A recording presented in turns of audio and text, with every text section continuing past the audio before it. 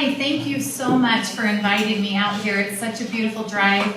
I live in Heber, and this state school board boundary covers 5 counties. So it's quite a large thing, and we thank Dixie for her service so far. I live in Heber. I've lived there for the last 14 years. I have 7 kids, and have always been a big advocate for education and for what our children are learning, and it's been a top priority in our family to make sure our children receive the best education that we see fit as parents. And so in 2011, I started seeing some changes nationally and in our schools, and so I started locally talking to our teachers and school board representatives and found out that the state of Utah was adopting a set of national standards and moving towards a more centralized system over education. And I had concerns, and I started talking locally and found out that my superintendent told me that our local board no longer represented me as a parent, and that we no longer had control over education, that he was tired of fighting. He'd been fighting a long time. And I told him in 2011 that if he wasn't willing to pick up the fight to retain local control, that I would do that. So I spent the last 5 years in deep research over education policy and advocacy for local control and parental rights in education, so that no other parent ever has to go to their superintendent or their local school board and to be told that they are no longer represented by those that they elected to represent them. And there is a power struggle that's happening over education. There is a battle for who gets to control the classroom. On one hand, we have powerful forces that see the need to control our classrooms, and the people that continually get left out of that process are the parents, and we the people, the taxpayers and the citizens. I'm here to restore the people's voice back into the education, so that people can have a say and they can help direct the path of education for their children. I believe in limited government. I have been a Republican for a long time. I believe in conservative values, and I believe in the people in the state of Utah. We have excellent families. We have excellent resources. We have excellent teachers.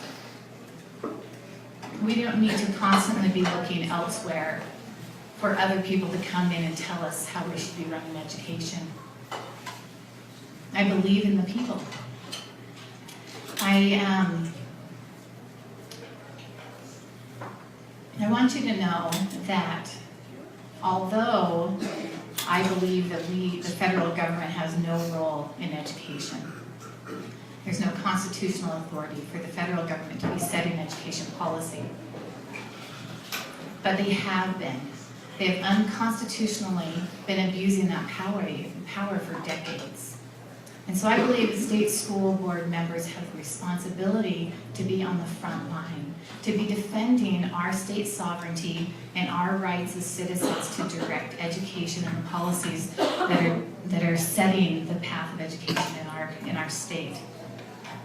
I pledge, if I am elected as a state school board member, that I will never just take talking points before I take a vote, but that I will read documentation, I will study policies and objectives coming not only out of the federal government, but out of private entities that have been pushing heavily to control education in the state of Utah. I pledge to you that I will seek for counsel from those that I represent, that I will listen to the people and the will, but I will not sacrifice principles of limited government in the process. We need to come together, we need to have discussions, and we need to determine what is the best way to educate the children. But we need to make sure that we're not doing it at the sacrifice of the representative government that has been set in America since the founding of this country. Often I'm asked what qualifies me to run for state school board.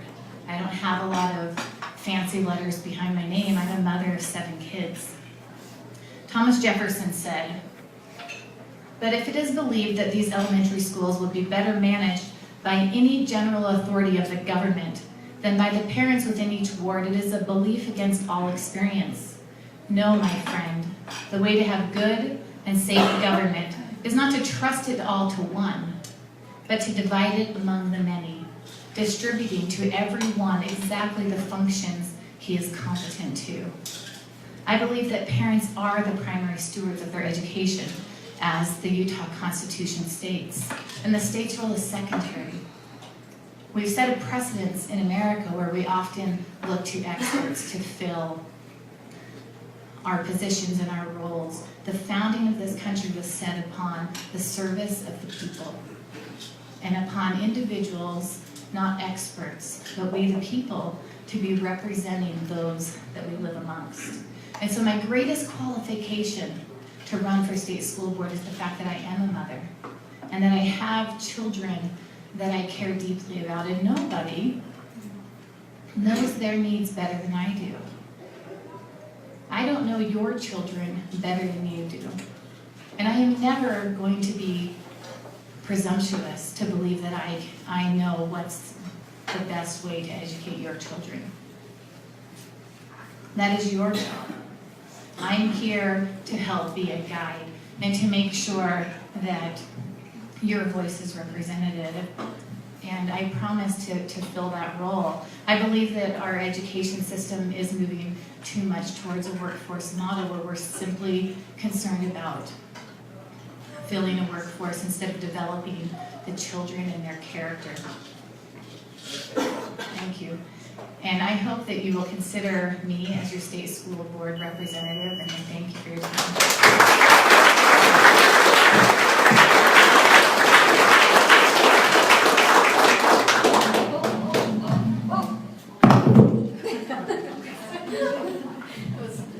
Crash.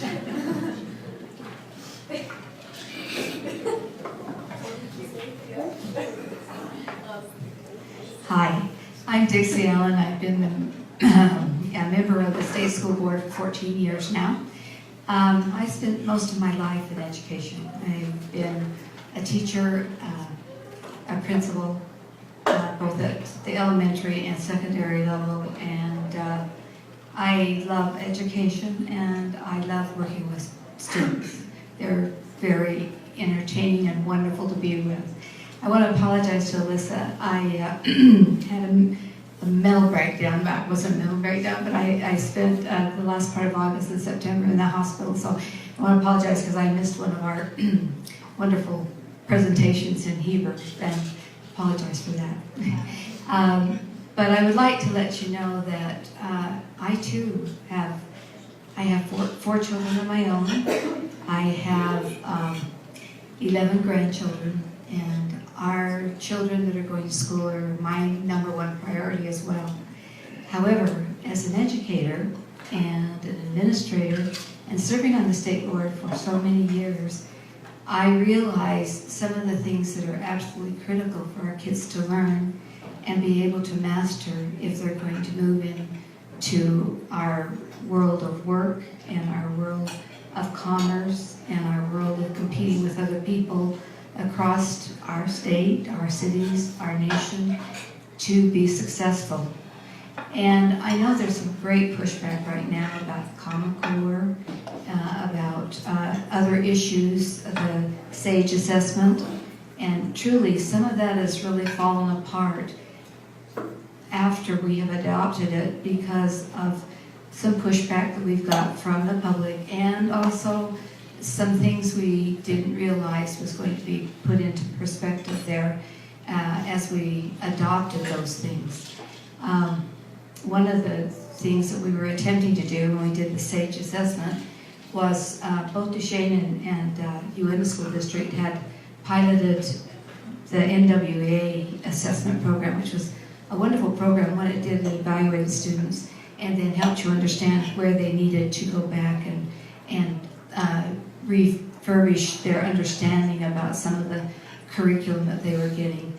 And it was a computer adaptive test. It was meant to help teachers and parents understand what the students needed to know and learn to move forward. And as a result, we really wanted an assessment like that. And I actually served on the committee to adopt the program However, NWA was not willing to adopt our standards of our state.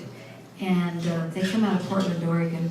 Interesting thing, just about 2 weeks ago, I had someone from their company ask me if I would help them bring their company to Utah, because they realize that Utah does value informing students and parents about where they're doing well, where they need to have help.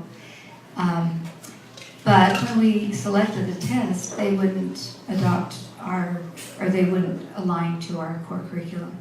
And I know that maybe parents and the public doesn't understand what the core curriculum is, because they possibly don't understand that if we don't have a curriculum that prepares kids to go to college or to get a job or to be successful in their adult lives, then we failed them. And as a second grade teacher, I taught that was my first assignment, taught 5 years at Discovery Elementary as a second grade teacher. And that was the first year that we adopted a core curriculum. My first 2 years of teaching second grade, we didn't have a core curriculum. And guess what? The core curriculum was the textbook. Textbooks were being produced in Texas and Maryland and California, big states where they produce, textbooks for the schools. And unfortunately, after we created our core curriculum, guess what the core curriculum was? It was still the textbook. And it still is to this day, because teachers don't have all the particulars about understanding how to teach the subject level or the basis of them. And so it's critical that we provide a quality educational system that provides a way for students to understand and to move forward in the curriculum that they're given. And I do agree that, we don't want to align just to the national curriculum and say we want all of our kids to master that, but we do need to prepare them to be ready to go to college if they choose to get a job if they choose to. And that doesn't mean just in the state of Utah. I know I have a grandson that's graduating this year, and he wants to go to Portland, Oregon, because he wants to go and evaluate the oceans, and that's what he wants to be. He's an oceanographer. And so we can't guarantee that's what our students want to do, is to stay in Utah and only know what Utah values. It has to be that they can go wherever they need to go to make their place in the world and to be successful. I have loved being on the state board. This is my 14th year, and I would greatly love to be there 4 more years. One of the things that I have helped accomplish this year is to get an educator back in the role of superintendent of our state. We have gone through a couple of state superintendents who are lawyers or have a different background, and they really don't understand what's happening in the schools and the classrooms, and they don't have time to go investigate it and figure it out either. But if you've been there, if you've been in education and you've tried it out, you kind of know what's going on. And that's the only true value that I bring to the State Board of Education, is after working in UNA school system for 26 years, I really do believe I understand teachers, the school system, the school districts, the students, and I tell you, there's nothing more important than the school students that we're serving. And I hope that we will continue to focus on the students, a quality education, and making sure we have a good and wonderful system for them and a curriculum that gets them to where they want to go. Thank you very much.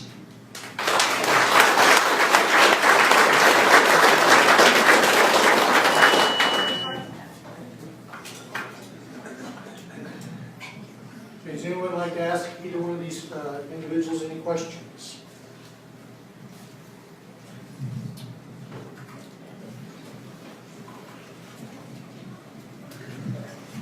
I would like to ask both of you what you think of Common Core and if you support it.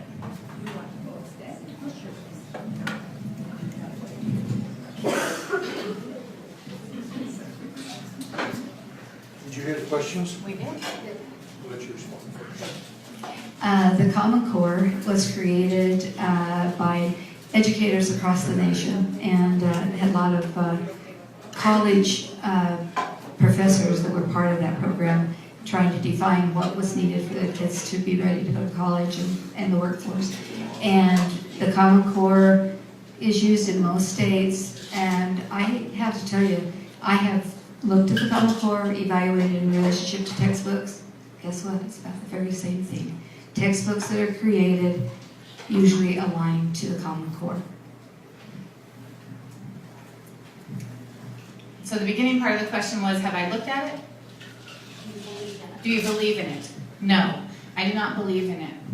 I have spent the last 5 years fighting it. And I'll explain to you a little bit why. So Common Core, when people that are proponents of it, they often speak of just standards. And I need to get water before I finish. I'm like really dry mouth today, I apologize. The proponents often talk about Common Core in terms of just standards. But if you look at whitehouse.gov under the K-12 tab, the current administration, President Obama, they put in a system, and they have 4 pillars of education reform that they wanted to make their top priority. And so through a series of grants, documentation, grants and federal regulation changes, and most recently Congress passed a law, they put in these 4 pillar reforms and push them into the states, where what ultimately it does is it switches control away from our state to outside forces. And I could answer that question for an hour, so I apologize. Any other questions for these candidates? I don't need it, Mike. So, you talked about the testing a little bit. My wife's been in education for 15 years and believes that a good part of what they're doing is they're prepping these kids for testing rather than teaching them. What is your thought on all the testing that goes on throughout schools? Who would you like to answer that? Both. We'll let you go first this time.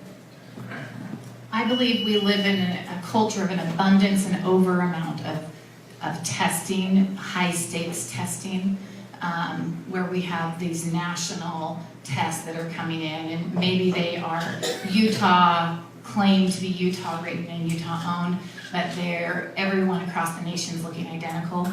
I believe that a teacher, if I go talk to my children's teacher, they often do not need this national test to tell me where my student falls. And I think that we have created a culture where we're too dependent upon data to evaluate not only a teacher's worth, but a child's worth. And I believe that that is a false ideology.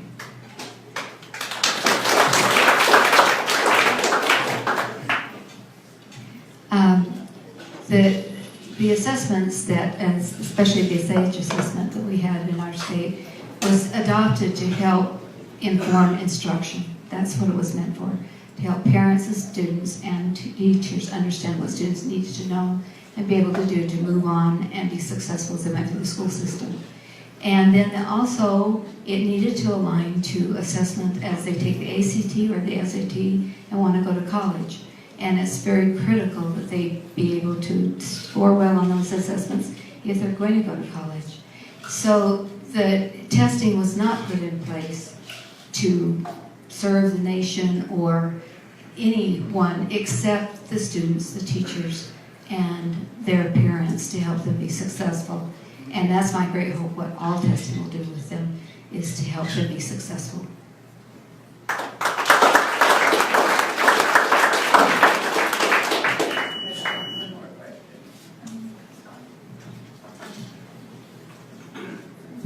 Thank you. I'd like to ask Mrs. Allen a question, please.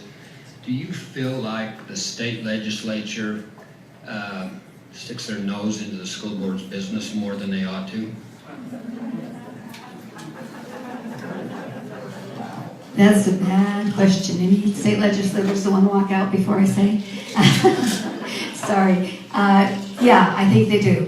What's really the most current one is the SAGE assessment. The minute they used it to grade schools, all the worth of the test fell completely apart because it was not meant to grade schools.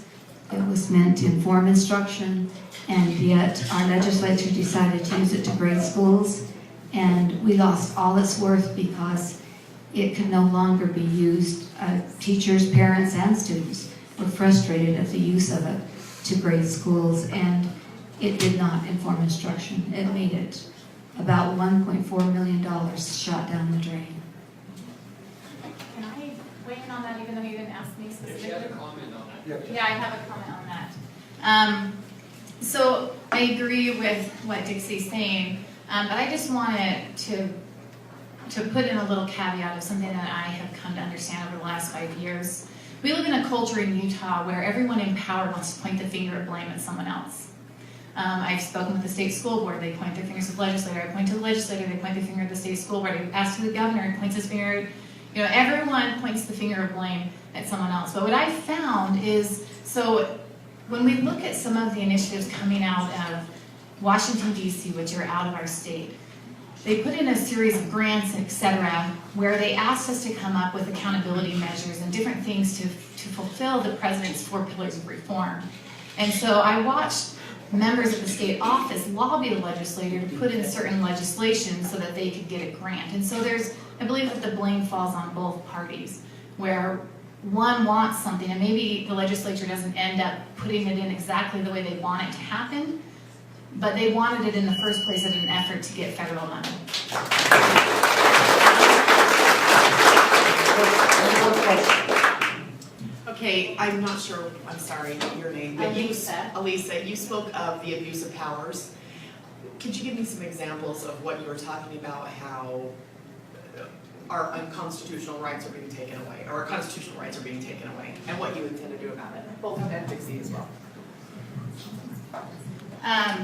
So I was talking about a power struggle over who controls the classroom. And what I see happening is you have, on one hand, what I like to call maybe education bureaucrats, where they have done a lot of good for education, but they also are far removed from the classroom. And they have a power structure in place where they really want to control what's happening in the classroom. On the other hand, we have this combination of business/legislative power structure, private entities that really see a lot of money to be had in the classroom. And so they're both coming in and trying to fight and battle who gets to control the classroom. But as a parent, what I found, a lot of times these accountability structures are put in place so that I am supposedly supposed to have more of a voice and know where my children are. But what I found is these systems are being put in place and the people in my local school feel more accountable to these outside powerful entities than to me as a citizen and parent. And I would like